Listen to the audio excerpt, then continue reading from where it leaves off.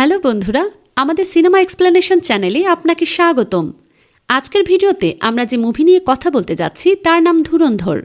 এই ধুরন্ধর মুভিটি বর্তমানে বলিউডের লেটেস্ট সিনেমা এবং এই মুহূর্তে এটি ট্রেন্ডিংয়ের শীর্ষে রয়েছে। এই সিনেমার লিড কাস্টের কথা বললে এতে অভিনয় করেছেন রণবীর সিং, অক্ষয় খান্না, সঞ্জয় দত্ত, আর মাধবন এবং অর্জুন রামপাল, যারা সবাই বড় মাপের অভিনেতা। তো বন্ধুরা, পুরো সিনেমাটি দেখার পর আমি নিশ্চিন্তে বলতে পারি এই ধুরন্ধর মুভিটি সত্যিই একটি পিওর সিনেমা। আর তার কারণ হলো এই সিনেমার গল্প, অ্যাকশন, অভিনেতাদের অভিনয় কিংবা যেভাবে দৃশ্যগুলো আমাদের সামনে উপস্থাপন করা হয়েছে সবকিছুই অসাধারণ। তাই বন্ধুরা, যদি এখনও আপনারা এই সিনেমাটি না দেখে থাকেন বা দেখলেও মাথার উপর দিয়ে গেছে এমন হয়, তাহলে আজকের ভিডিওতে আমি আপনাদের জন্য পুরো সিনেমার গল্প এক্সপ্লেইন করতে যাচ্ছি, যাতে আপনারা ঘরে বসেই এই দুর্দান্ত সিনেমার গল্প জেনে উপভোগ করতে পারেন। তো বন্ধুরা, এই কথার সাথে সাথে দ্রুত ভিডিওটিতে লাইক দিয়ে দিন এবং কমেন্টে ধুরন্ধর লিখে দিন, যাতে আমি বুঝতে পারি যে আপনারা এই সিনেমার গল্প জানার জন্য এক্সাইটেড। তাছাড়াও যারা এখনও আমাদের চ্যানেল সাবস্ক্রাইব করেননি তারা দ্রুত চ্যানেলটি সাবস্ক্রাইব করুন এবং সাবস্ক্রাইব বাটনের পাশে থাকা বেল আইকনটি অলে সেট করে দিন, যাতে আমাদের চ্যানেলের কোনো লেটেস্ট ভিডিও আপনাদের মিস না হয়। চলুন আর দেরি না করে আজকের এই দারুণ ভিডিওটি শুরু করা যাক। বন্ধুরা, ধুরন্ধর মুভির মূল গল্প 1999 এবং 2001 সালে ঘটে যাওয়া সন্ত্রাসবাদী হামলার উপর ভিত্তি করে তৈরি। যদি আপনারা ভারতের ইতিহাস জানেন তাহলে নিশ্চয়ই জানেন এই 2 বছরে ভারতের উপর দুটি বড় হামলা হয়েছিল। একটি ছিল প্লেন হাইজ্যাক আর অন্যটি ছিল পার্লামেন্ট অ্যাটাক। এই 2 হামলায় চালানো হয়েছিল এমন কিছু সন্ত্রাসবাদী সংগঠনের দ্বারা যাদের পেছনে পাকিস্তানের সমর্থন ছিল। কিন্তু এই সব কিছু জানার পরও ভারত সরাসরি কিছু করতে পারেনি, কারণ সেই সময় পাকিস্তানের পাশে ছিল অন্যান্য দেশ, বিশেষ করে আমেরিকা ও উপসাগরীয় দেশগুলো। যেহেতু ভারত সরাসরি পাকিস্তানের বিরুদ্ধে কিছু করতে পারছিল না, তাই তখনই শুরু করা হয় মিশন ধুরন্ধর। এই পুরো সিনেমায় আমরা এই মিশন ধুরন্ধরকেই দেখতে পাই। তাই যদি আপনারা সিনেমার মূল ধারণা বুঝে গিয়ে থাকেন তাহলে চলুন এবার সিনেমার গল্প শুরু করি। সিনেমার গল্প শুরু হয় 30শে ডিসেম্বর 1999 সাল থেকে। প্রথম দৃশ্যে আমাদের পরিচয় হয় অজয় সান্যালের সাথে, যিনি সেই সময় ভারতের ইন্টেলিজেন্স ব্যুরোর ডিরেক্টর ছিলেন। এই চরিত্রে অভিনয় করেছেন আর মাধবন। এখানে আমাদের দেখানো হয় ভারত থেকে আফগানিস্তানগামী একটি ফ্লাইট যখন কন্দাহার এয়ারপোর্টে পৌঁছায়, ঠিক তখনই সেটিকে হাইজ্যাক করে নেয় জৈশ-ই-মোহাম্মদ নামের একটি পাকিস্তানি সন্ত্রাসবাদী সংগঠন। বিমানের ভিতরে থাকা সমস্ত ভারতীয় নাগরিকদের জিম্মি করা হয় এবং শর্ত দেওয়া হয় ভারত যদি তাদের ধরা পড়া সন্ত্রাসীদের মুক্তি দেয় তবেই তারা যাত্রীদের ছেড়ে দেবে। ভারতের কাছে তখন কোনো উপায় ছিল না। ফলে ইন্টেলিজেন্স ব্যুরোর ডিরেক্টর অজয় সান্যাল, র চিফ, বিদেশমন্ত্রী এবং প্রধানমন্ত্রী সবাই বাধ্য হয়ে সন্ত্রাসবাদীদের শর্ত মেনে নেয় এবং সাধারণ নাগরিকদের মুক্ত করে।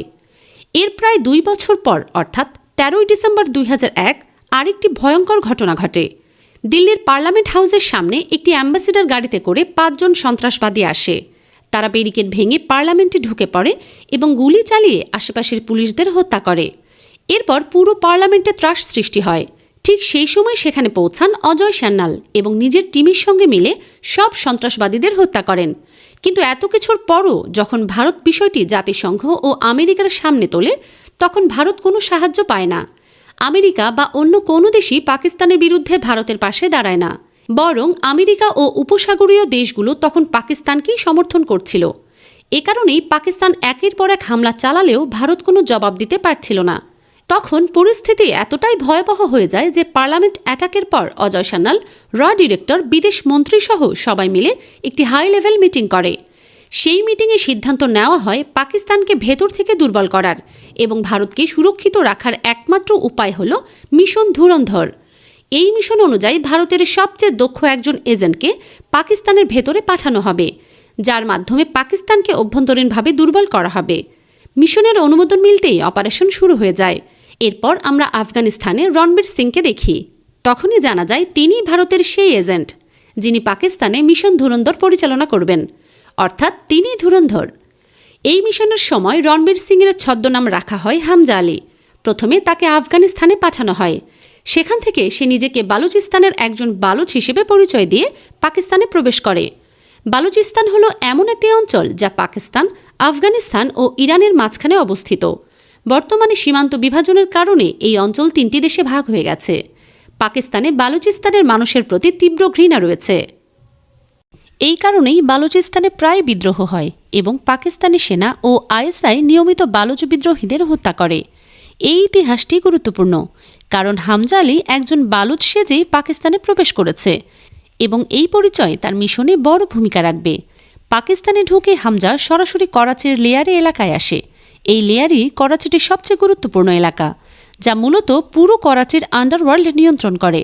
এখানেই হামজা দেখা করে একজন ভারতীয় এজেন্টের সঙ্গে, যিনি বহু বছর ধরে সেখানে একটি জুসের দোকান চালাচ্ছিলেন, যার সঙ্গে আরও কয়েকজন ভারতীয় এজেন্টও ছিল, যারা নিয়মিত তথ্য ভারতে পাঠাত। লেয়ারি শাসন করে এমন 3 জন ডন রয়েছে।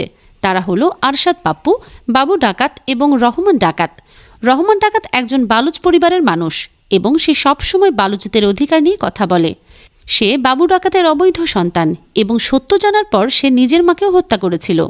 লেয়ারির বড় অংশ শাসন করে রহমান ডাকাত, আর বাকি অংশ নিয়ন্ত্রণ করে আরশাদ পাপ্পু ও বাবু ডাকাত। হামজার পরিকল্পনা ছিল রহমান ডাকাতের গ্যাংয়ে ঢোকা, কারণ রহমানের বড় ছেলের বন্ধুর বিয়ে আসছিল এবং সেই বিয়েতেই আরশাদ পাপ্পু ও বাবু ডাকাত রহমানের বড় ছেলেকে হত্যা করার পরিকল্পনা করেছিল। ভারতীয় এজেন্টরা বিষয়টি জেনে যায় এবং সিদ্ধান্ত নেয় এই হামলার সময় তারা রহমানের ছেলেকে বাঁচাবে এবং রহমানের বিশ্বাস অর্জন করবে। বিয়ের দিন হামজা ও তার টিম ওয়েটারের ছদ্মবেশে সেখানে উপস্থিত হয়। গুলি চলার সময় তারা 2 ছেলেকেই বাঁচানোর চেষ্টা করে, কিন্তু বড় ছেলেটি গুলিতে মারা যায়। তবুও হামজা হাল ছাড়ে না। সে ছোট ছেলেটিকে বাঁচিয়ে বড় ছেলেটিকে হাসপাতালে নিয়ে যায় এবং সর্বোচ্চ চেষ্টা চালায়। এই সব দেখে রহমান ডাকাত বিশ্বাস করে যে হামজা সত্যিই তার পরিবারের জন্য লড়েছে। টাকা নিতে অস্বীকার করে হামজা নিজেকে একজন বালুচ হিসেবে পরিচয় দেয় এবং রহমানের আদর্শে বিশ্বাসের কথা বলে। এরপর রহমান ডাকাত হামজাকে নিজের গ্যাংয়ে জায়গা দেয়। রহমান ডাকাতের গ্যাংয়ে ঢোকার পর হামজা ধীরে ধীরে তার বিশ্বাস আরও শক্ত করতে থাকে। সে শুধু একজন সাধারণ গ্যাং মেম্বার হয়ে থাকে না, বরং প্রতিটা কাজে নিজের বুদ্ধি, সাহস আর লয়ালিটি প্রমাণ করতে থাকে। এদিকে রহমান ডাকাতের গ্যাংয়ের ভেতর হামজা লক্ষ্য করে যে পাকিস্তানের আইএসআই এবং মিলিটারি গোপনে রহমানকে ব্যবহার করছে। তারা বালুচ বিদ্রোহ দমন করার নামে আসলে নিজেরাই গ্যাং ও আন্ডারওয়ার্ল্ডকে শক্তিশালী করছে। হামজা ধীরে ধীরে এই সব তথ্য গোপনে ভারতের কাছে পাঠাতে থাকে। এই তথ্যের ভিত্তিতেই ভারত বুঝতে পারে পাকিস্তান সরাসরি আন্ডারওয়ার্ল্ড ও সন্ত্রাসবাদকে ব্যবহার করে নিজেদের কাজ করিয়ে নিচ্ছে। এদিকে বাবু ডাকাত ও আরশাদ পাপ্পু রহমান ডাকাতকে সরিয়ে পুরো লেয়ারের দখল নিতে চায়। তারা আইএসআইয়ের সঙ্গে হাত মিলিয়ে রহমানকে মারার প্ল্যান করে, কিন্তু এই প্ল্যানের খবর হামজার কাছে আগে থেকেই পৌঁছে যায়। সে বুঝে যায় এটাই তার সুযোগ পুরো মিশন ধুরন্ধরকে এক ধাপ এগিয়ে নেয়ার। হামজা এমনভাবে চাল চালতে থাকে যাতে বাবু ডাকাত, আরশাদ পাপ্পু এবং আইএসআই 3 পক্ষই একে অপরের বিরুদ্ধে দাঁড়িয়ে যায়। এক রাতে লেয়ারিতে ভয়াবহ গ্যাংওয়ার শুরু হয়। গুলির শব্দে পুরো এলাকা কেঁপে ওঠে। এই যুদ্ধে বাবু ডাকাত ও আরশাদ পাপ্পুর লোকজন একটার পর একটা মারা যেতে থাকে। শেষ পর্যন্ত রহমান ডাকাত নিজের শত্রুদেরকে শেষ করে দেয়, কিন্তু সে বুঝে যায় এই লড়াইয়ের পিছনে আইএসআইয়ের হাত রয়েছে। এই সত্য জানার পর রহমান ডাকাত প্রথমবারের মতো পাকিস্তানের বিরুদ্ধে সরাসরি দাঁড়ানোর কথা ভাবে। এই সময় হামজা তার আসল লক্ষ্য প্রকাশ করে। সে রহমানকে বোঝায় যে পাকিস্তান কখনোই বালুচদের আপন করবে না, বরং তাদের ব্যবহার করেই শেষ করে দেবে। হামজা ধীরে ধীরে রহমান ডাকাতকে ভারতের পক্ষের দিকে নিয়ে আসে।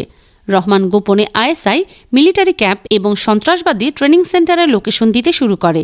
এই তথ্যের সাহায্যে ভারত আন্তর্জাতিক মঞ্চে পাকিস্তানকে এক্সপোজ করতে শুরু করে। শেষের দিকে পরিস্থিতি এমন জায়গায় পৌঁছায় যেখানে আইএসআই জানতে পারে রহমানের গ্যাংয়ের ভেতরেই একজন বড় বিশ্বাসঘাতক রয়েছে। হামজার পরিচয় ফাঁস হওয়ার উপক্রম হয়। এক ভয়ঙ্কর চেস এবং অ্যাকশন সিকোয়েন্সের পর হামজা কোনো রকমে পাকিস্তান থেকে বেরিয়ে আসে। রহমান ডাকাত নিজের জীবন দিয়ে হামজাকে পালাতে সাহায্য করে। মুভির শেষ অংশে আমরা দেখি ভারত আন্তর্জাতিকভাবে শক্ত অবস্থান নেয়। পাকিস্তানের সন্ত্রাসবাদী কার্যকলাপ পুরো বিশ্বের সামনে প্রকাশ পায়, আর এখানেই প্রমাণ হয় মিশন ধুরন্ধর সফল হয়েছে। হামজা আলী অর্থাৎ ভারতের সেই সুপার এজেন্ট নীরবে দেশের জন্য কাজ করে অদৃশ্য হয়ে যায়।